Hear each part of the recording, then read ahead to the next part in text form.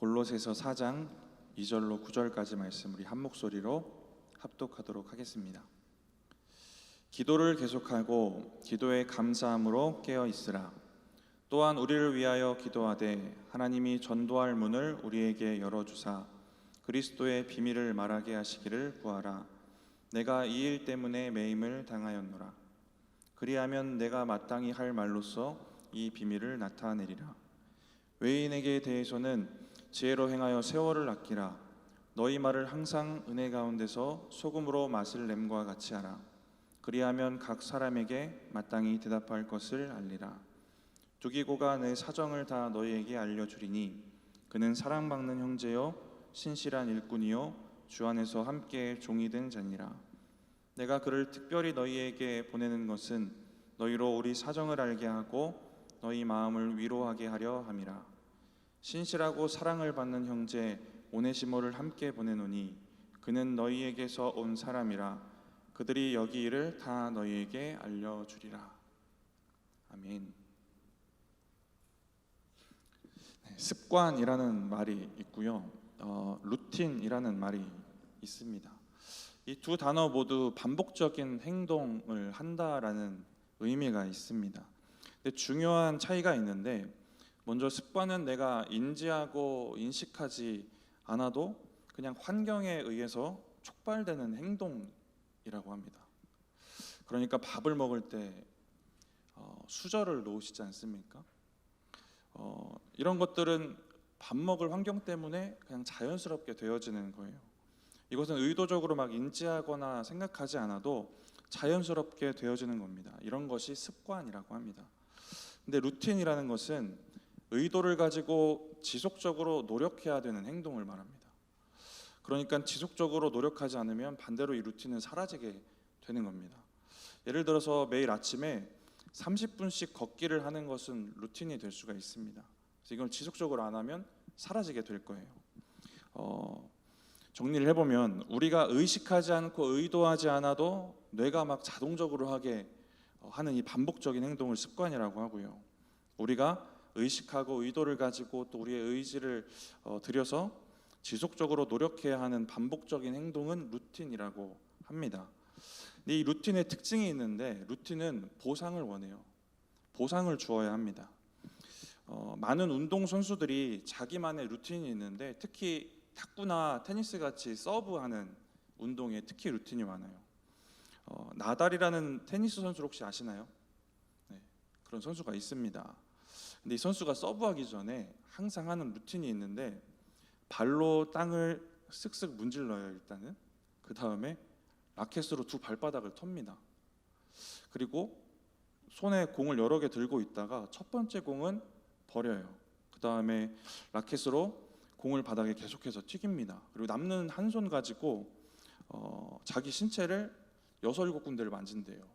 어깨 2군데, 그 다음에 코를 만지고 또 귀를 만지고 코를 만지고 귀를 만지는 것을 반복을 한다고 합니다. 네, 이해가 안 되는 행동을 하고 있죠. 근데 이게 이 사람의 루틴이라는 겁니다. 그리고 서브를 넣어요.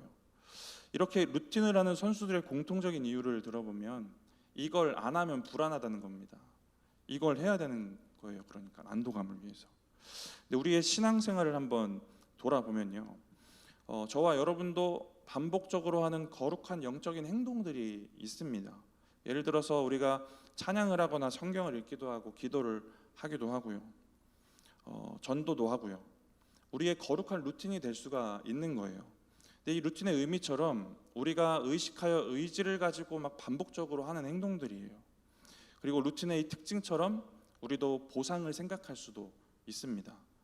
근데 이 서브를 넣었던 그 선수가 보상으로 안도감을 얻었던 것처럼 비슷한 보상을 얻으시는 분들도 있을 겁니다. 이 보상의 종류를 한번 생각해 보면, 기도 안 하면 불안하고, 말씀 안 보면 불안하고, 전도 안 하면 불안하고, 그래서 이걸 하면 안도감을 얻는 그 정도 수준의 보상을 얻는 사람이 있어요. 아니면 그냥 진짜 아름답게 나는 이미 보상받았다, 구원받은 게 내 보상이다라고 거룩한 이 루틴을 반복적으로 행할 수도 있습니다. 근데 관련된 이 글을 보니까 루틴 자체가, 그 루틴 하는 것 자체가 보상이 되면 가장 좋대요. 그러니까 우리의 거룩한 루틴도 이 루틴 자체가 보상이 되면 좋은 거예요. 기도하는 거, 반복적으로 기도하고 반복적으로 성경 읽고 반복적으로 찬양하는 것 자체가 보상이 되는 겁니다. 사실 우리가 성경을 읽고 기도하면서 하나님을 만나고요, 또 전도할 때 우리 마음을 한번 돌아보면 얼마나 뜨겁고 하나님 앞에 순전하고 순수합니까? 이렇게 이것 자체가 보상이고 그것 자체가 은혜입니다. 그런데 더 높은 차원의 은혜가 있는데요, 그렇게 의도와 의지를 가지고 있던 이 루틴이 습관이 되는 겁니다. 말씀드렸듯이 이 습관은 인지하지 않고 인식하지 않아도 환경에 의해 촉발되는 행동이래요. 의도적으로 인지하지 않아도 자연스럽게 되어지는 것이 습관입니다. 그러니까 어떤 표현으로, 이런 표현으로도 할 수 있을 것 같아요. 습관은 본능적인 것이라고도 할 수 있습니다. 그래서 결론적으로 드리고 싶은 말씀은, 우리가 의도와 의지를 가지고 하는, 그리고 또 보상을 바라기도 하는 이 거룩한 루틴, 이것을 가지는 것도 참 귀한 것 같아요. 근데 이걸 더 나아가서 이게 습관이 되셨으면 좋겠습니다. 거룩한 습관이 되시기 바랍니다. 나도 모르게 막 기도하고 싶고, 아니 기도를 하고 있고 찬양을 하고 있고 말씀을 보고 있고 또 전도하려고 입을 열고 있는 겁니다. 이렇게 본능적으로 습관을 따라 이 거룩한 일들을 행하시는 저와 여러분들 되셨으면 좋겠습니다. 잘 아시겠지만 성경에 예수님도 습관을 따라 기도하러 가셨고요, 습관을 따라 회당에서 말씀을 전했던 바울도 잘 알고 계실 것입니다. 자연스럽고도 본능적인 것, 그들에게 너무 당연한 것들이었습니다. 오늘 말씀 함께 나눌 텐데 오늘 함께 나눌 본문에 중요하게 두 가지 한번 생각해 본다면 기도와 전도입니다. 너무 많이 들어오고 당연하게 생각해 오던 것들이에요. 근데 오늘 이러한 것들이 우리의 인생에 거룩하고도 또 본능적으로 우리가 그렇게 되어지는 습관이 되었으면 좋겠습니다. 거룩하고 또 본능적인 우리의 습관들 되시기 바랍니다. 바울이 골로새를 향한 이 메시지를 마무리를 하면서 다시 한번 기도와 전도에 대해서 이야기를 하고 있습니다. 우리 2절 말씀 같이 한번 읽어보도록 하겠습니다. 기도를 계속하고 기도에 감사함으로 깨어 있으라. 먼저는 기도를 계속하라고 했습니다. 기도를 계속한다는 것이 무엇일까요? 기도를 계속한다는 것은 기도를 계속하는 겁니다. 그죠? 기도를 계속한다는 것은 기도를 계속한다는 의미인데 앞에 이런 조건이 붙을 수 있을 것 같아요. 응답이 없더라도, 기도했는데 원치 않는 결과가 있더라도, 기쁠 때도 슬플 때도, 좌절이 있어도 또 평안이 있어도, 고난이 와도, 그럴 때도 기도를 계속한다라는 의미입니다. 기도를 쉬지 않는 것입니다. 우리는 기도를 하거나 안 할 거예요, 그렇죠? 근데 기도를 하거나 안 했을 때 제가 경우의 수를 한번 생각해봤거든요. 네 가지 경우입니다. 기도를 안 했는데 잘 되어질 때가 있습니다. 기도를 안 했는데 잘 안 되어질 때가 있고요. 기도를 했는데 잘 되어질 때가 있고, 기도를 했는데 잘 안 되어질 때가 있습니다. 또 결과도 한번 생각해 봤어요. 그때 저는 우리의 심령에 남겨지는 결과를 한번 생각을 해봤습니다. 기도를 했는데 잘 안 되었을 때 그래도 우리 안에 하나님이 허락하신 은혜와 평안이 남겨집니다. 기도를 안 했는데 잘 안 되었을 때 기도했어야 했는데라는 이 후회가 남겨질 거예요. 근데 기도를 했는데 잘 되었을 경우, 이건 쉽죠. 우리 안에 감사가 남겨집니다. 기도를 안 했는데 잘 되었을 때 이 상황에서 우리에게 남겨지는 것은 교만입니다. 그러니까 이 네 가지 경우 가운데 우리 마음에 그래도 하나님의 계획이 있겠지 하는 평안이 남겨지기도 하고, 기도할 거라는 후회가 남겨지기도 하고요, 하나님이 하셨구나 하는 이 감사가 남겨지기도 합니다. 근데 하나님이 없어도 잘 되네, 기도 안 해도 다 되네, 이러한 교만이 남겨지는 게 제일 무서운 것 같습니다. 이러다 하나님 필요 없다고 말할 것이고 하나님 떠나기도 하겠죠. 그래서 기도하지 않고 잘 되는 것이 축복이 아니라 저주일 수도 있는 것 같습니다. 기도를 안 해서 우리 안에 남겨지는 것들이 이렇게 무섭습니다. 그러니까 우리가 기도해서 잘 되어지던 잘 안 되어지던 상관없이 어떠한 결과가 나에 주어지더라도 우리는 계속해서 기도해야 할 줄 믿습니다. 기도는 하나님을 내 응답의 도구로 삼는 게 아니다. 너무 당연하고 잘 알고 계시죠. 하나님의 응답에 나를 맞춰가는 일입니다. 기도는 하나님 설득하는 일 아니고 내가 하나님께 설득되는 일입니다. 그러니까 기도로 주어지는 결과는 우리한테 상관이 없는 거예요. 이 믿음을 꼭 붙잡으셨으면 좋겠습니다. 기도로 내 안에 남겨지는 은혜, 속에 무슨 결과가 남겨지냐가 중요한 것입니다. 우리가 마라나타 찬양하지 않았습니까? 잠깐 살다갈 이 땅 가운데 어떤 일이 일어나던 하나님의 은혜에 속해 있습니다. 우리가 큰 그림 볼 줄 알잖아요. 믿음이 있으니까. 계속해서 기도하며 나아가시기 바랍니다. 그래서 어떠한 응답과 결과가 주어지더라도 하나님께서 허락하시니 은혜와 감사와 평안, 우리 안에 남겨지는 아름다운 것들이 있지 않습니까? 이런 것들로 살아내시는 저와 여러분들 되시기 바랍니다. 이렇게 내 눈앞에 보게 되는 결과와 상관없이 기도하면 저와 여러분 안에 분명한 은혜가 있게 됩니다. 근데 또 한 가지 계속 기도해야 되는 이유가 있는데, 우리가 계속 기도하면 하나님이 계속 일하시기 때문에 그렇습니다. 말씀을 한 구절 같이 읽으려고 합니다. 근데 제가 이 말씀 처음 접했을 때 느낌이 조금 이상했어요. 약간 신성모독 같은 느낌. 왜 하나님한테 이런 식으로 말하지 않은 말씀이었어요. 궁금하시지 않습니까? 우리 이사야 62장 7절 말씀 같이 한번 읽어보도록 하겠습니다. 또 여호와께서 예루살렘을 세워 세상에서 찬송을 받게 하시기까지 그로 쉬지 못하시게 하라. 이 느낌이 처음엔 저는 이상하더라고요. 하나님을 쉬지 못하게 해라. 뭔가 이상한 느낌이었습니다. 근데 우리가 열심으로 기도하고 우리가 하나님 앞에 열정으로 나아가면 하나님도 쉬지 않으신다라는 이 은혜의 말씀인 것입니다. 이사야 62장에 예루살렘 재건에 대한 말씀이 나옵니다. 그래서 이 7절 말씀은 하나님 다시 예루살렘을 세우실 것이고 그때까지 또 그래서 세상에서 찬송 받으실 때까지 하나님이 쉬지 못하시게 하라라는 말씀입니다. 근데 7절 이전의 말씀을 보면 하나님이 쉬지 않으시도록 너도 쉬지 말아라라는 말씀이 나와요. 우리가 쉬지 않고 열정을 내어 일하고 기도하면 하나님도 쉬지 않으신다라는 겁니다. 이 말씀을 붙잡고 하나님 역사하실 것들 바라보면서 늘 기도하셨으면 좋겠습니다. 2절 이 뒷부분에 이어지는 바울의 기도에 대한 권면의 내용을 보면 깨어 있으라라고 합니다. 기도하는 일에 깨어 있으라는 겁니다. 깨어 기도하지 않으면 넘어지기 때문에 그래요. 시험에 들기 때문에 그렇습니다. 잘 아시는 마태복음 26장 41절 말씀을 같이 한번 읽어보겠습니다. 시험에 들지 않게 깨어 기도하라.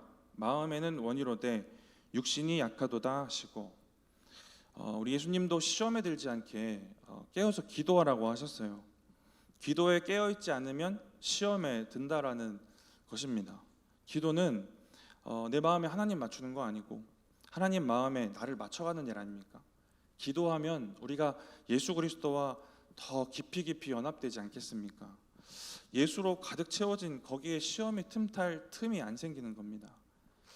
그런 은혜가 있으셨으면 좋겠는데, 이 깨어있으라는 것의 반대의 상태는 잠자는 상태일 거예요.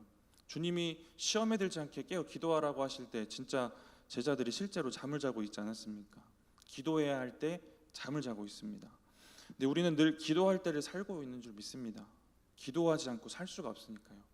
그러니까 기도하지 않으면 우리의 삶의 모습이, 결과로 주어지는 삶의 모습이 어떤 모습인지 상관없이 분명히 우리는 영적으로 자고 있는 게 분명합니다. 늘 깨어 기도하시고 시험에 들지 않고 늘 하나님의 마음과 뜻을 깨달아 하시는 저와 우리 성도님들 되시기 바랍니다. 이어지는 3절 말씀을 보면요, 기도에 대한 말씀이 이어지는데 중보 기도를 요청을 합니다. 바울이 전도하는 일을 위해 기도해 달라고 하고 있어요. 우리 3절 말씀 같이 한번 읽어보겠습니다. 또한 우리를 위하여 기도하되 하나님이 전도할 문을 우리에게 열어주사 그리스도의 비밀을 말하게 하시기를 구하라. 내가 이 일 때문에 매임을 당하였노라. 3절의 이 표현 중에 전도할 문이라는 표현이 있습니다. 원어의 의미를 직역해서 생각해 보면 말씀의 문입니다. 이걸 바탕으로 해석을 해보면 말씀을 전할 수 있는 기회라고 우리가 생각을 해볼 수가 있어요. 제가 묵상하다 드는 생각은 이 옥중서신 읽을 때마다 그런데 바울이 참 대단하고 멋있는 사람이다라는 겁니다. 바울이 지금 감옥에 있습니다. 여러분이 만약에 감옥에 있으면요, 어떻게 기도를 할까요? 감옥에서 꺼내달라고 기도할 것 같습니다. 저는. 네. 우리 성도님들은 믿음이 좋으셔서 바울처럼 기도할 수도 있겠지만 저는 감옥에서 꺼내달라고 기도할 것 같아요. 바울의 이 모습을 보면 그 바울이 감옥에 갇혔던 자신의 처지 말고 전도할 거에 대해서 기도해달라고 얘기를 하고 있지 않습니까? 바울은 자기 처지보다 하나님의 일을 먼저 생각했던 사람입니다. 3절 마지막에 전도하다가 감옥에 매여 있다. 내가 이 전도하는 일 때문에 감옥에 매여 있다. 전도하는 사명에 내가 매여 있다라는 의미이기도 합니다. 전도하는 일에 매여서 감옥에 매이고 감옥에 매여서도 전도하는 일에 매여 있는 복음 전하는 게 가장 중요했던 사람입니다. 감옥에서 풀려나게 해주세요. 감옥에 있으니까 몸이 안 좋습니다 라고 기도해도 되는 겁니다. 그런 기도도 할 수 있는 겁니다. 그런데 이 바울의 초점은 오직 복음이고 오직 전도입니다. 사도행전 16장 빌립보 감옥에 바울과 실라가 갇혔던 사건이 있지 않습니까? 기도하고 찬양했더니 옥문이 열려지는 기적이 일어납니다. 근데 제가 질문을 하나 드릴게요. 여러분이라면 옥문이 열렸을 때 어떻게 하실 것 같습니까? 네? 옥문 나가겠죠? 네. 기도했더니 옥문이 열렸으니까 나가야 돼요. 이게 사람의 상식입니다.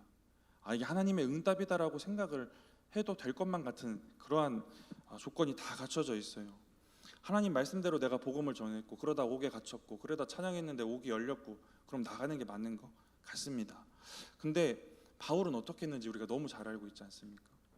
한 사람 살리려고, 한 영혼 살리려고 그를 전도하고 그 가정까지 구원을 받게 합니다. 이러한 바울의 관점이 있습니다. 바울이 있었던 이 감옥은 깊은 감옥이라고 나와요. 대역죄인들 이게 수가 많은 진짜 무서운 곳입니다. 또 옥에 갇히기 전에 목숨이 위태로울 정도로 맞기도 했어요. 근데 그때도 바울은 기도하고 찬양했고 그때 감옥에서 탈출할 기회가 열렸을 때도 전도하고 있는 겁니다. 서두에도 말씀드렸지만 이것은 그냥 예수 그리스도로 그 가슴이 막 채워져 있는 그 사람의 본능적인 일입니다. 그냥 자연스럽고도 당연한 일이 된 거예요. 바울에게는 자기를 위한 뭐 어떤 계산이나 자기의 평안보다는 자기 유익을 먼저 챙기지 않고 있는 겁니다. 그 바울의 본능적으로 전도하는 일, 복음 전하는 일을 바라보고 있는 거예요. 오늘 본문에서도 바울은 감옥에 있지만 전도하는 이 일을 위해 기도해 달라는 요청을 하고 있습니다. 전도하는 일 때문에 전도를 더 하고 싶어서 옥에 매인 것을 풀어달라 이런 기도를 요청을 하고 있어요. 근데 이렇게 한번 생각을 해보세요. 우리의 인생에도 매인 것들 참 많지 않습니까? 옥에 갇힌 듯한 이 답답한 문제들이 참 많이 있어요.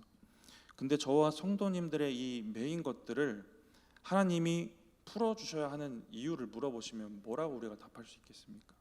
왜 매인 문제, 갇힌 문제를 풀어주셔야 합니까? 바울처럼 하나님 저 이거 매인 거 풀어주시면 전도하겠습니다라는 대답이 우리 가운데 있기를 원합니다. 이렇게 말할 수 있어야 하지 않을까 하는 생각이 듭니다. 하나님 너무 괴롭습니다. 고통스럽습니다. 그러니까 매인 거 풀어주세요. 감옥에서 헤어나올 수 있도록 주님 도와주세요라고 기도해도 됩니다. 물론 자녀된 입장에서 우리가 그렇게 간구할 수도 있습니다. 그런데 우리가 골로새서 묵상하고 있지 않습니까? 우리가 새 사람 된 입장에서는 그러면 안 되는 것 같아요. 더 나아가서 바울처럼 매인 것들 풀어주시고 해결해 주시면 제가 주님을 위해 복음도 전하고 그렇게 살겠습니다 라는 이 고백이 있기를 원합니다. 고린도후서 5장 말씀에 우리가 새로운 피조물 새 사람 입었고 그런 우리에게 화목하게 하는 직분을 주셨다고 하셨습니다. 이 직분 전도의 사명 아니겠습니까? 예수 그리스도의 이 화목하게 하는 직분을 이어받아서 우리도 그렇게 똑같이 살아야 한다라는 겁니다. 저와 여러분의 심령에 이러한 각오와 결단과 믿음이 서두에 말씀드린 것처럼 너무나도 자연스럽고 본능적인 것들이 되시기를 바랍니다. 우리 이어서 4절 말씀 같이 한번 읽어보겠습니다. 그리하면 내가 마땅히 할 말로써 이 비밀을 나타내리라. 그리하면 이렇게 기도를 해준다면 너희가 중보해주면 내가 그리스도의 이 비밀, 이 복음을 전하는 일에 열심을 낼 수 있을 것이다. 매진할 수 있을 것이다 라고 하고 있습니다. 골로새 교인들의 이 중보의 결과로 바울이 전도의 일에 매진할 수 있을 겁니다라고 얘기를 하고 있어요. 여러분이 누군가의 선교를 위해, 전도하는 일을 위해 기도하는 일이 그만큼 귀하고 소중한 일인 걸 분명히 아시기 바랍니다. 성도님들께서 우리 사역자들 이 사역에 매진할 수 있도록 맛있는 것도 사주시고 기도도 해주시는 베풀어주시는 이 일들이 참 귀하고 소중한 일인 것입니다. 이렇게 귀하고 중요한 중보의 사명들을 잘 감당해 나가시는 여러분, 저도 그렇게 되어지기를 원합니다. 이렇게 기도에 대한 권면이 끝나고요. 이어서 전도에 대한 구체적인 권면을 이어서 하고 있습니다. 우리 5절 말씀 같이 한번 읽어보겠습니다. 외인에게 대해서는 지혜로 행하여 세월을 아끼라. 외인은 불신자입니다. 세상에 믿지 않는 사람을 대할 때 먼저는 지혜롭게 행하라고 하고 있어요. 지혜롭게 대하라는 겁니다. 근데 이 목적을 우리가 분명히 알아야 되는데 당연히 복음을 전하기 위해서입니다. 믿음을 가진 우리가 어떻게 행동하는가, 이것이 믿지 않는 영혼들을 죽이기도 살리기도, 그 영혼을 죽이기도 살리기도 하는 겁니다. 이 말이 우리에게 심각하게 다가오기를 원합니다. 우리의 행동과 삶이 그들을 살리는 전도가 되기도 하고 그들을 영원히 지옥으로 가게 하는 그러한 우리의 행동이 되기도 한다라는 겁니다. 마태복음 5장 16절 말씀처럼 우리의 착한 행실로 그들이 하나님께 영광을 돌리게 하는 그러한 역사가 일어나기도 하는 겁니다. 지혜롭고 선하게 대하는 것, 우리가 그렇게 행동하는 것. 근데 이런 걸 넘어서 데살로니가전서 4장에는 4장 12절에는 외인에 대하여 단정히 행하라고 합니다. 근데 여기서 단정이라는 것은 품이 있다라는 말이고 더 나아가서 존경을 받게 되는 이라는 의미가 있습니다. 우리가 말하는 복음이 잘 안 들려지는 것, 우리 그 이유 중에 하나는 그만큼 우리가 존경받을 만하지 않기 때문인 것 같기도 합니다. 불신자를 살리기 위해 저와 여러분의 삶이 지혜롭게 행하는 삶, 또 선하게 살아가는 삶, 또 존경받을 만한 그러한 삶이 되어지기를 원합니다. 그래서 저와 여러분이 말하는 이 복음이 힘있게 전달되는 그러한 역사가 있기를 바랍니다. 저와 여러분이 말하는 이 복음이 더욱더 힘있게 전달되어서 그 영혼들을 살리는 그러한 역사가 있기를 바랍니다. 5절 뒷부분에 세월을 아끼라 라고 얘기를 합니다. 세월은 이제 죽음을 향해 점점 흘러가고 있고 그렇게 조금씩 소모가 되고 있습니다. 그런데 어디에 어떻게 소모되고 허비되는지 우리가 때때로 돌아볼 필요가 있습니다. 우리가 위의 것 바라보면서 소모하며 산다고 생각하지만 여전히 땅의 것에 소모하는 일들이 참 많을 수도 있거든요. 이 5절의 이 아끼다라는 이 원어는 소유하기 위해 대가를 지불하다라는 겁니다. 그만큼의 가치를 지불하고 다시 되사는 그런 의미가 있어요. 불신자들을 만날 때 그들을 전도하기 위한 이 시간을 얻기 위해서 대가를 지불하는 겁니다. 이렇게 얻은 시간을 허비하지 않겠죠. 허비하지 않고 복음을 전하라라는 얘기입니다.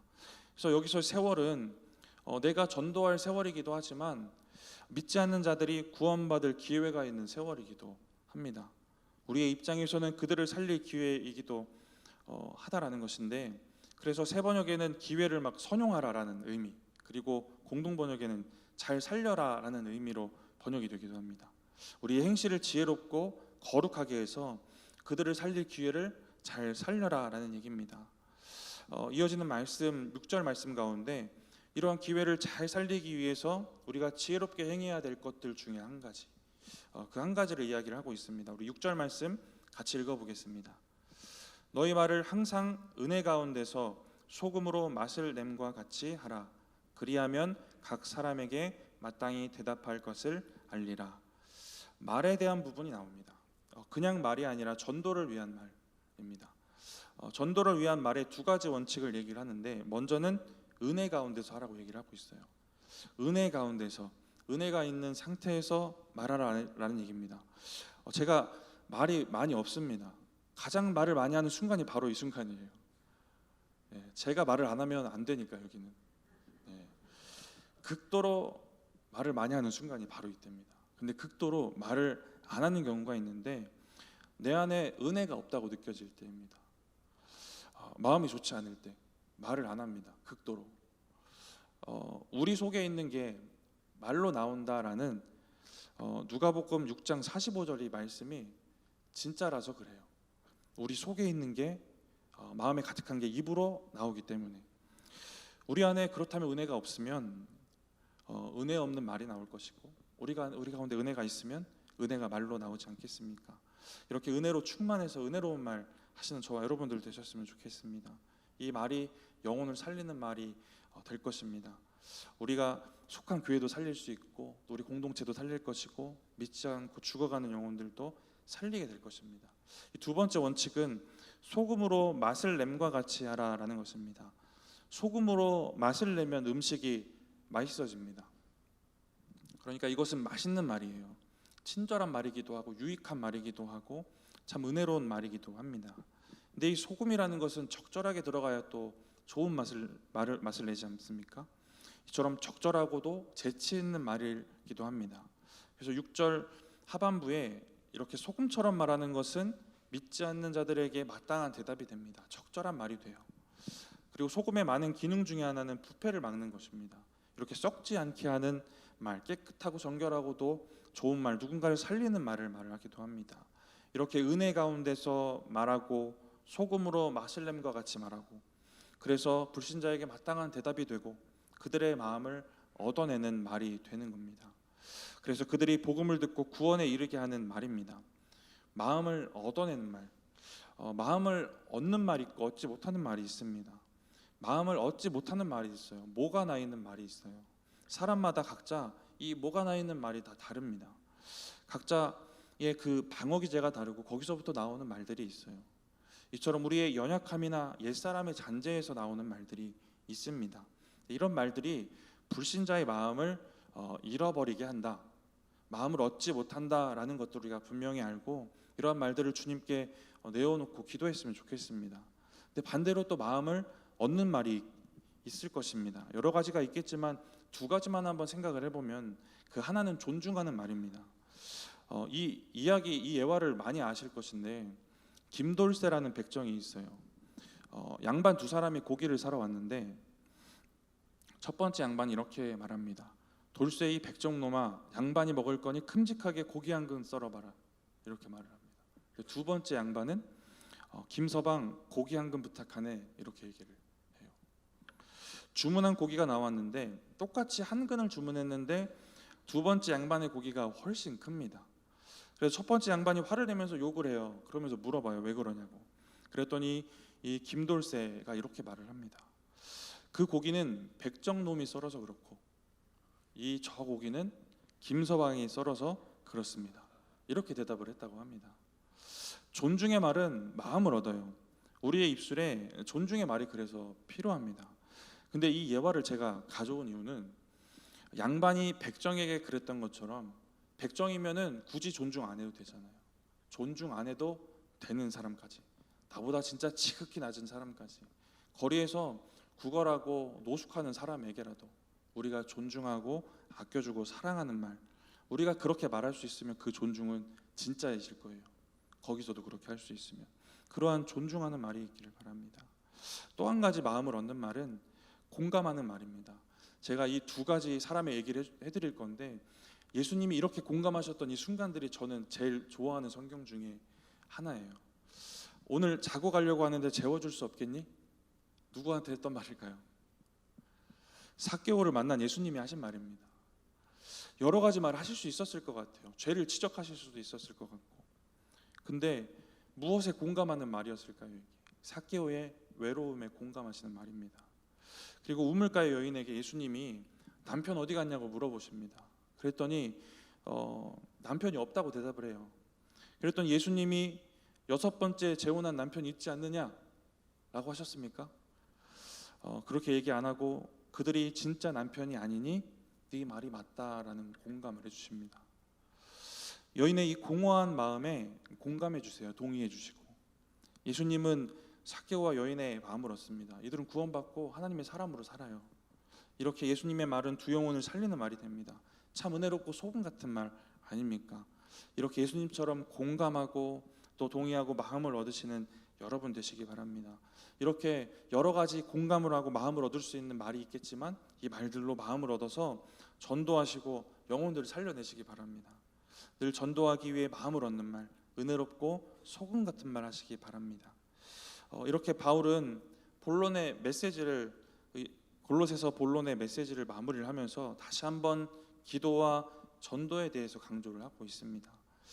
그런데 3장으로 한번 다시 돌아가 보면 바울이 골로새 교인들에게 강조했던 면이 하나가 있어요. 너희가 하나님 앞에 어떤 존재인지를 기억하라라고 자꾸 상기시켜 줍니다. 골로새서 3장 1절에 너희가 예수와 함께 다시 살아난 자라다라는 것을 상기시켜 줍니다. 3절에는 너희 생명이 예수와 함께 그리고 하나님 안에 있다라는 걸 상기시켜 줘요. 4절에는 예수님 다시 오시면 영광 중에 예수님과 함께 있을 것이다. 이것을 너희가 그런 자이다라는 것을 상기시켜 줍니다. 10절에는 새롭게 하심을 입은 자다라는 걸 상기시켜 주고요. 12절에는 너희는 하나님이 택하신 사람이다라는 것을 상기시켜 줍니다. 골로새 교인들이 너희가 이런 존재다라는 것을 기억해낼 수 있도록 자꾸 상기시켜 줍니다. 저와 여러분에게도 이렇게 받은 구원의 은혜가 있습니다. 예수와 함께 다시 살았고 우리의 생명이 예수님과 함께 또 하나님 안에 있습니다. 우리는 그렇게 새 사람 입었고 그렇게 택하심 받은 존재입니다. 이 은혜를 늘 기억하시고 간직하고 사셨으면 좋겠습니다. 여기서부터가 시작인 것 같아요. 그래서 오늘 본문 가운데 주어진 이 기도와 전도의 권면이 너무나도 자주 들어오고 당연한 권면이지만 서두에 말씀드렸던 것처럼 자연스럽고도 본능적인 것들이 되셨으면 좋겠습니다. 이렇게 늘 깨어 기도하고 세월을 아껴 살리는 말로 늘 전도하시는 저와 여러분들 되시기 바랍니다.